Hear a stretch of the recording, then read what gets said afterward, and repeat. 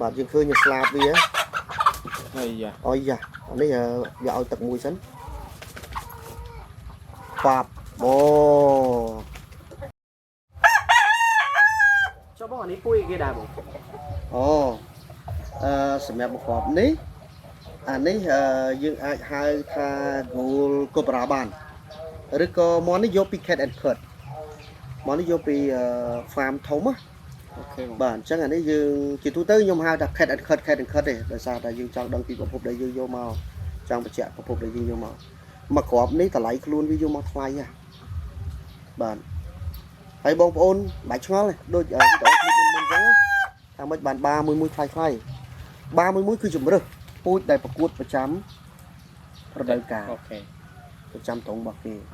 ញ្ចឹងក្នុងមួយកសិដ្ឋានមួយគេមានពូជមួយឬក៏2ឬក៏3ពូជទេដែលប្រកួត farm គេហ្មងប្រចាំ farm ហើយពូជហ្នឹងគឺលក់ថ្លៃមកគ្រាប់ឲ្យថ្លៃអញ្ចឹងយើងយកអស់ហ្នឹងមកបើយើង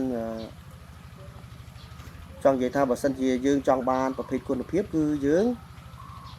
រមន់ឲ្យគុណភាពមកតម្លៃខ្លួនថ្លៃក៏ដោយបានកូនមកគ្រាប់ក៏ដោយ2គ្រាប់ក៏ដោយចុះលើវាចេញមកវាគុណភាពអញ្ចឹងហ្នឹងចាំបានមើលទៅឃើញរឿងស្អាតភ្លឺពណ៌អីគឺស្អាតមែនតើចឹងតែឆ្ងល់មេប្រហែលមេ4គ្រាប់ហ្នឹងមិនបានរៀងមេ2នោះខុសគេមេខ្មៅមួយនោះមើលទៅផ្សេង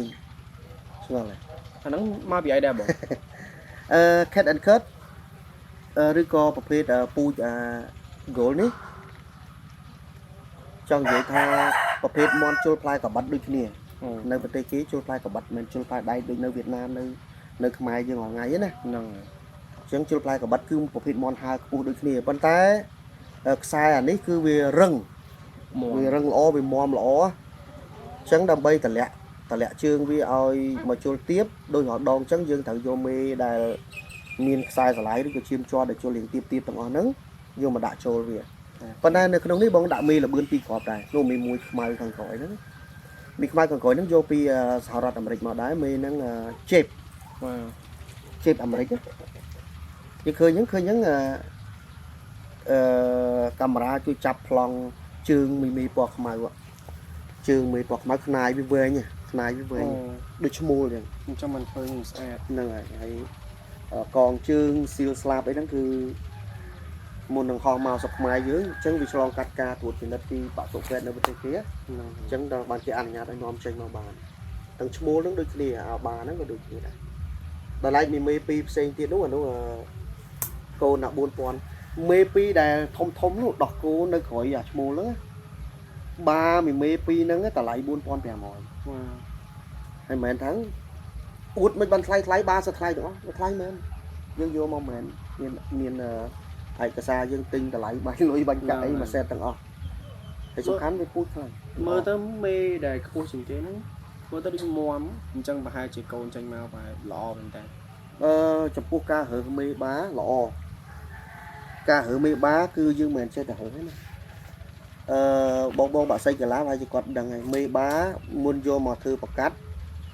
ទី1យើងសិតតែឆ្លងកាត់តេស្តមួយគឺមើលសុខភាពដែរបើមន់ហ្នឹងវាប្រវត្តិជុលឈ្នះល្អច្រើនមែនប៉ុន្តែសុខភាពវាខ្សោយកូនវាអត់ល្អទេ spam វាកើតមកគឺចង់និយាយកូនវាខ្សោយកាលណាមេសុខភាពខ្សោយបាសុខភាពខ្សោយយើងយកទៅប្រកាត់ពេលដែលវាពងមកវាកូនវាចេញមកសុខភាពខ្សោយដូចគ្នាយល់អត់សុខភាពខ្សោយដូចគ្នាសុខភាពខ្សោយមានន័យថាពេលដែលវាធំទៅវាជុលឆាប់ហត់វាប្រឈមជំងឺច្រើនហើយវាអត់ងាយធំធាត់ទេវាស្លេកស្លាំងវាជាប្រភេទមន់ស្លេកស្លាំងស៊ីដិតដល់ដូចគេដែរប៉ុន្តែអត់មានកម្លាំងគេផ្សេងស៊ីដិតដល់មានកម្លាំងដោយសារម៉េចវាប្រព័ន្ធរាងកាយរបស់វាទាំងអស់ហ្នឹងតាំងពីមេបាវាក៏ល្អពងក៏ល្អកូនចេញមកសុខភាពក៏ល្អដែរអញ្ចឹងវាអត់ងាយឆ្លងជំងឺអញ្ចឹងរឿងហ្នឹងមេបាគឺរឿងណាអត់ចេះតែដាក់ទេយើងមើលសុខភាពទៀតមើលសុខភាពឲ្យចូលដៃមើលឆ្អឹងឆ្អែកហ្នឹងសាច់ទ្រូងហ្នឹងអាចយកទៅធ្វើមេបានអត់អូខេចុះអានេះបងយើងមាននៅក្នុងស្តុកយើងនៅក្នុង farm យើងដើម្បីមានគ្នាយើងកូននេះបានច្រើនណាបានច្រើនកូនវាបានច្រើនមកទល់ថ្ងៃនេះថ្ងៃទី30ថ្ងៃទី30ខែ3ឆ្នាំ2025ហ្នឹងមកទល់បច្ចុប្បន្នកូនវាអត់ទាន់ជុលចាញ់មកគ្រាប់ទេណាកូនតែមួយហ្នឹងពិសេសមែនតើបាទមកទល់ថ្ងៃនេះអត់ទាន់បានជុលចាញ់មកគ្រាប់ទេ ល្អមែនតើកូនវាអានេះ Cat and Cut បាទយើងឃើញស្លាបវា ហើយយ៉ា អយយ៉ាអានេះវាឲ្យទឹកមួយសិនបាប់អូ